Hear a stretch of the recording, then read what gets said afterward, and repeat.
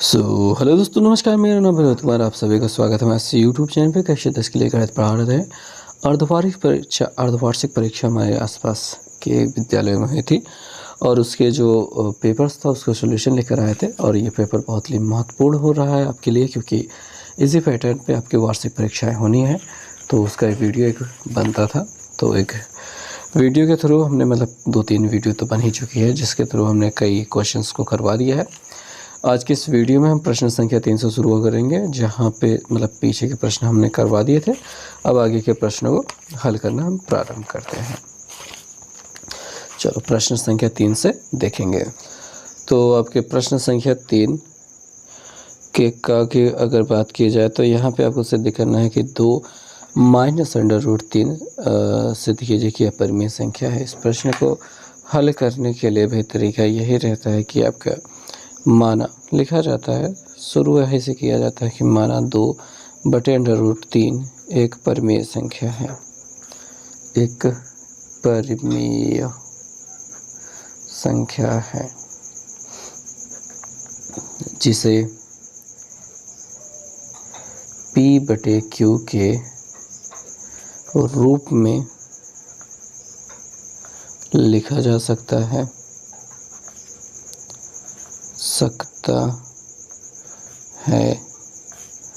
जहाँ P तथा Q पूर्णांक हैं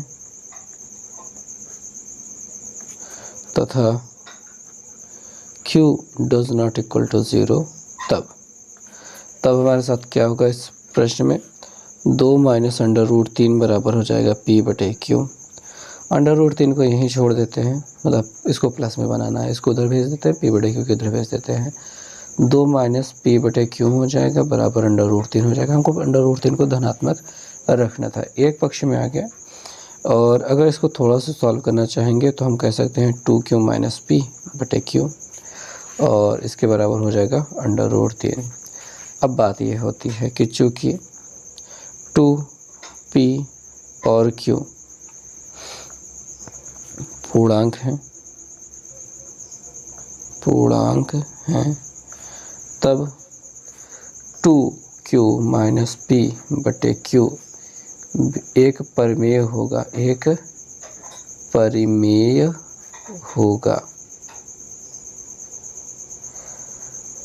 तथा इसी प्रकार अंडर रूट 3, क्योंकि ये अगर परिमेय है तो इसके बराबर अंडर रूट 3 दिया गया है, तो इसी प्रकार अंडर रूट 3 भी परिमेय होगा जो कि इस तथ्य का विरोधाभास है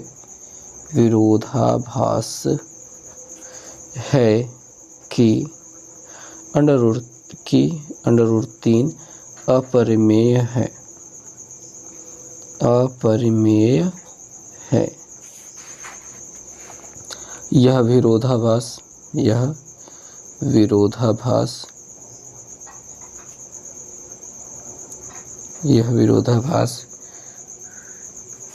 इस कारण उत्पन्न हुआ क्योंकि हमारी कल्पना असत्य है कि 2 माइनस अंडर रूट 3 एक परिमेय है। अतः सिद्ध होता है कि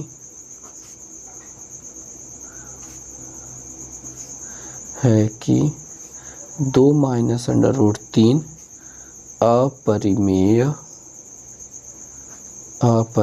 है। इस प्रश्न को इसी प्रकार से किया जाएगा, लंबा सा लिखा जाएगा हमेशा। मतलब इस प्रकार के प्रश्न में हमेशा इसी प्रकार से प्रश्नों को हल करना होगा।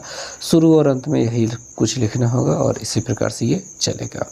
और अब हम तीसरे के दूसरे वाले 3 के ख नंबर प्रश्न में हम पहुंच चुके हैं, जहां पे एक द्विघात समीकरण दिया गया है 3x² - 2 √ 6x + 2।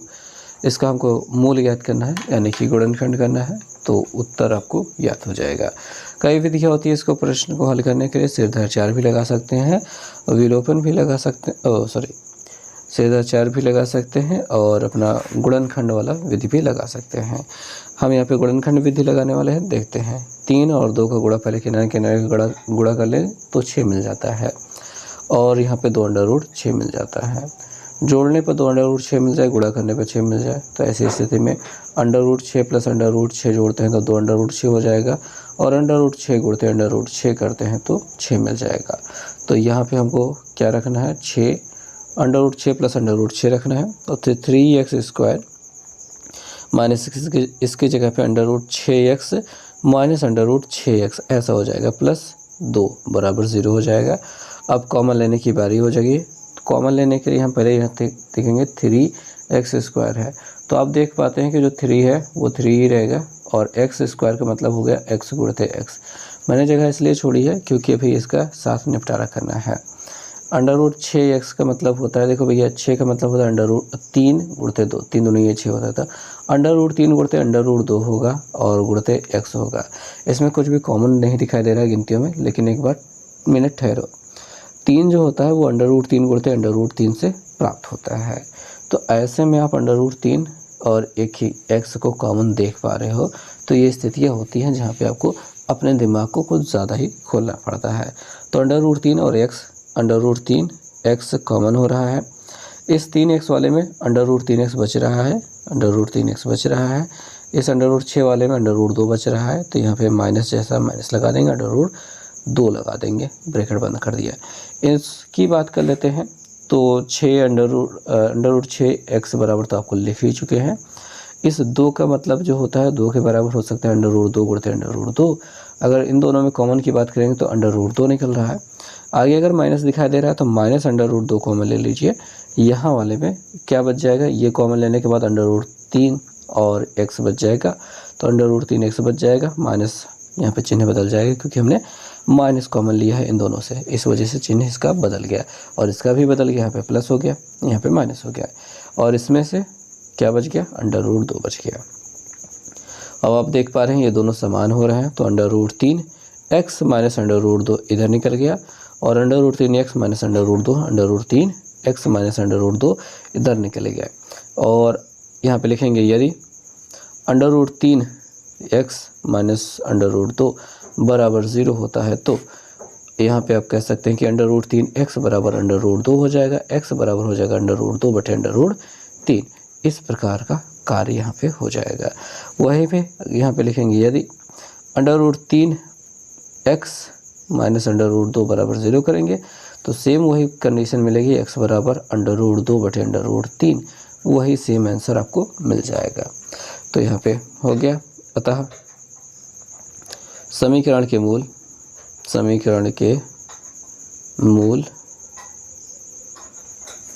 √2 बटे √3 तथा √2 बटे √3 है, ऐसा आप कह सकते हैं। और अब हम पहुंच चुके हैं तीसरे के ग वाले प्रश्न पे। आइए देखते हैं इस प्रश्न में क्या है। इसमें 2 समीकरण लिखा दिया गया है, उसको हल करने की बात करी गई है। तो कैसे हल किया जाएगा आपको पता ही है, बहुत ही आसान सा प्रश्न है। 8x + 5y बराबर 9 दिखाई दे रहा है, और 3x + 2y बराबर 4 दिखाई दे रहा है। समीकरण 1 कहेंगे, समीकरण 2 कहेंगे। किस विधि से करी जाए, यहाँ पे प्रतिस्थापन हमको लग रहा है, अच्छा हम प्रतिस्थापन कर देते हैं, क्या ही दिक्कत है।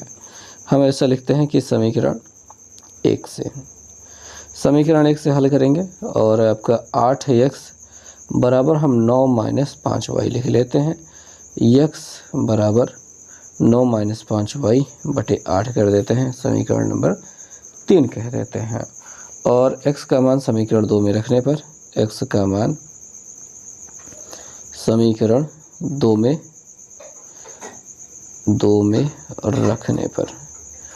रखने पर याद रखेंगे, समीकरण 1 से निकाला गया मान समीकरण 1 में वापस नहीं रख सकते हैं, क्योंकि ऐसा करने पे आपको उत्तर कभी नहीं मिलेगा। ठीक है, अब 3x दिखाई दे रहा है तो हमने 3 लिख दिया, गुणते x की जगह पे यही 9 - 5y बटे 8 को छाप लिया है, प्लस 2y दिखाई दे रहा है, लिख लेते हैं, बराबर 4 है वो लिख लेते हैं, यहाँ पे ब्रैकेट बना देते हैं और 3 से अंदर गुणा करा देते हैं। 3 9 27 हो जाता है, -3 5 15 y बटे 8 हो जाता है, प्लस यहाँ पे 2y है बटे 1 लगा दीजिए, बराबर 4 लिख दीजिए। 4 8 और 1 का एलसीएम यहाँ पे हो जाएगा, तो 8 मिल जाएगा। 1 से इधर गुणा करेंगे तो 27 - 15 की y के सिवा और कुछ नहीं है। यहाँ पे 8 दूनिया 16y होगा बराबर 4, और यहाँ पे -15 था, 16y में से 15y घट जाएगा तो हमको यहाँ पे 27 तो ऐसे ही मिलेगा, 16 में से 15 घट गया, प्लस y मिल जाएगा और बटे 8 बराबर 4 हो रहा है। 8 को इधर भेज देते हैं तो 27 + y बराबर हो जाएगा 8 चौके 32, और 27 को उधर भेज देंगे तो y बराबर हो जाएगा 32 - 27, तो y बराबर हो जाएगा 12 में से 7 यानी 5, तो 2 में से 2 गया खत्म। y की वैल्यू क्या मिल जाएगी, हमें 2 मिल जाएगी, और इसको इधर लिख लिया जाए। y के मान समीकरण 3 में रखने पर वहीं पे रखेंगे, और कोई जगह है नहीं जो अच्छी हो, तो x बराबर 9 - 5 गुणते y का मान 5 था वो रख देते हैं बटे 8। 9 - 5 = 25 बटे 8 हो जाएगा। 9 में से 25 घटा देंगे, हालांकि 9 में से 25 नहीं घटेगा तो 25 में से 9 ही, तो जो भी घटाना करना है घटा सकते हैं। 16 9 25 होता है, 15 में से 9 गया 6, और यहाँ पे बचेगा 1 16, वो भी ये बड़ा है तो माइनस लगा दीजिए, बटे 8 लिख दीजिए। तो यहाँ पे कट रहा है 8 दूनी 16, यानी x का मान हमको -2 देखने को मिल रहा है। तो यही इसके हल हो जाएंगे, x बराबर -2 y बराबर 5। आगे का क्वेश्चन देखा जाए, क्या दिखाई दे रहा है, तीसरे का घ वाला प्रश्न है। इनका मासा निकालना है 255 और 867 का। बहुत ही अच्छे प्रश्न है, बहुत ही आसानी से आ जाएंगे।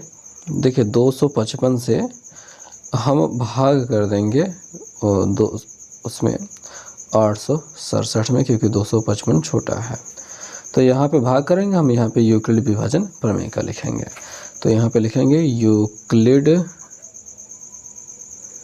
विभाजन प्रमेय का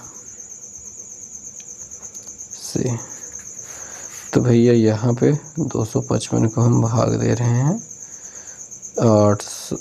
255 से भाग दे रहे हैं 867 को, कितने बार जाएगा। ऐसे देखिए 25 का पहाड़ा पड़ा, इससे 86 से ज़्यादा ना जाए। 25 3 75, 25 चौके 100 ज़्यादा हो जाएगा, 25 3 75, 3 5 15 5 हाथ से लगे, 3 5 15 16 हाथ से लगे, 3 दूनी 6 1 7, तो यहाँ पे बच गया 2, यहाँ पे बच गया 0, यहाँ पे बच गया 1, और इतना मिल गया। तो हम यहाँ पे लिख लेंगे कि 867 जो है वो है भैया 255 गुणते 3 प्लस ये 102, इतना हो जाएगा। अब हम क्या करेंगे, 102 से भाग करेंगे इस 255 को। कई बार जाएगा, तो नहीं है 20 हो जाता है, 2 बार में ख़त्म हो जाएगा। तो 2 दूनी 4 0, 2 1 कम 2, घटा लेते हैं। 5 में से 4 गया 1, और यहाँ पे 1 आ जाएगा और ये कट जाएगा। और यहाँ पे एक चीज़ और लिखना चाहिए था कि यहाँ पे जो हमारा शेषफल मिला है वो है 102, जो कि बराबर नहीं है 0 के। आगे भाग को बढ़ाया जाता है इस प्रकार से, यानी कि 255 जो गिनती है वो 102 गुणते 2 प्लस 51 के बराबर है, यानी कि जो हमारा शेषफल है वो फिर से 0 नहीं मिला, 51 मिला है। और एक बार फिर से भाग करेंगे, 51 से भाग कर दिया 102 में, तो ये हो जाएगा 2 बार में ख़त्म। 2 1 कम 2, 2 5 6 10, पूरी तरीके से बात ख़त्म हो जाती है। और लास्ट वाले में यानी कि 102 को जब भाग दिया गया था 51 से तो 51 गुणते 2 प्राप्त हुआ था और प्लस 0 प्राप्त होगा, यानी कि शेषफल हमारा 0 हो गया। अतः 255 और 867 का जो मासा है वो आपको मिल गया। यहाँ पे मासा तो लिखना भूल गए, 51 मासा बराबर 51 लिखना था। मासा 51 51 है, नहीं है, नहीं है। तो इस प्रकार से इस प्रश्न का उत्तर मिल जाएगा और कुछ है नहीं करने के लिए, बहुत आसानी से आपको आंसर मिल गया है। ओके, तो उम्मीद करते हैं आपको सब कुछ बातें समझ में आ गई होंगी।